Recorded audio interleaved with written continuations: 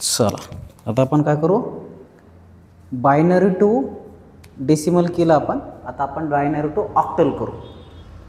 हे खूप सोपं आहे. बायनरी टू ऑक्टल याच्यामध्ये बघा, बायनरी नंबर टू डेसिमल केला, आता बायनरी टू ऑक्टल करायचं आहे. तर याच्यामध्ये 3-3चे सेट करायचे. काय करायचे?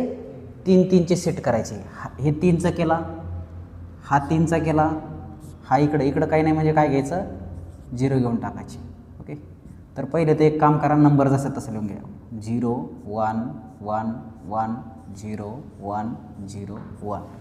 तर आता 3-3चे सेट करायचे, इकडून सुरू करायचे. हा 3चा सेट, हा 3चा सेट, हे 2 आहेत, इकडं एक 0 घेऊन टाकायचं. काय करायचं? 0 घ्यायचा.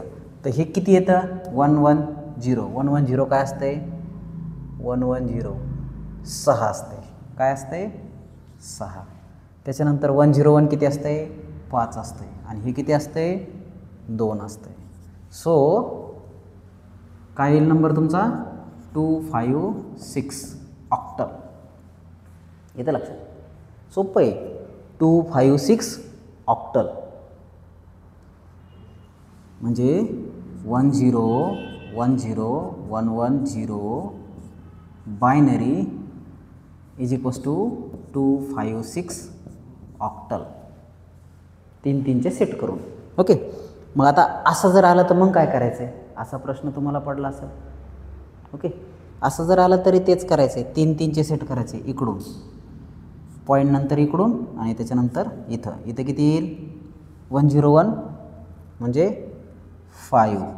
याच्यानंतर इकडून सेट करायचं आहे ना, ते किती येईल? 2. त्याच्यानंतर हे 1 1 0 1 1 0 किती आहे? 1 1 0 म्हणजे 6. त्याच्यानंतर इथं 1 उरला आहे, परत काही नाही म्हणजे 0 टाकून द्या. किती येईल हे? 4. सो याचं उत्तर काय येईल? 5.264 ऑक्टल. येतं लक्षात? तर हे जसं तसं आहे. इकडून मात्र फक्त एवढं लक्षात घ्या, पॉईंटच्या इकडून तुम्हाला काय करावं लागेल? 3-3चे सेट करावं लागतील आणि पॉईंट नंतर इकडून सेट करावं लागतील. येतं लक्षात? सिम्पल आहे. तर आता हे झालं बायनरी टू ऑक्टल. हे झालं बायनरी टू ऑक्टल. आता एक तुम्हाला देतो, तुम्ही करा binary to octal. 1 0 1 1 point 1 1 1 1 0 1. Okay. हे तुम्ही करून मला दाखवा. चल आता आपण काय करू? Binary to hexadecimal. Binary to hexadecimal. इथं 4चा सेट करायचा. तिथं 3चा सेट केला होता, इथं 4चा सेट करायचा आहे. तर हे 4, त्याच्यानंतर हे 4, नंतर इथं 2च आहेत, मग काय घ्यायचे? 2 0 घ्यायचे. येतं लक्षात? तर मग हे 4 म्हणजे किती रे? बघा बरं. 1 1 0 1 1 1 0 1 म्हणजे किती? 13. 1 1 0 1 म्हणजे किती? 13. 13ला काय लिहितो आपण हेक्सामध्ये? डी लिहितो. काय लिहितो? डी लिहितो. त्याच्यानंतर 1 1 0 1 म्हणजे काय? परत 13, त्याला काय लिहितो? डी. आणि 0 0 1 1 म्हणजे किती? 3.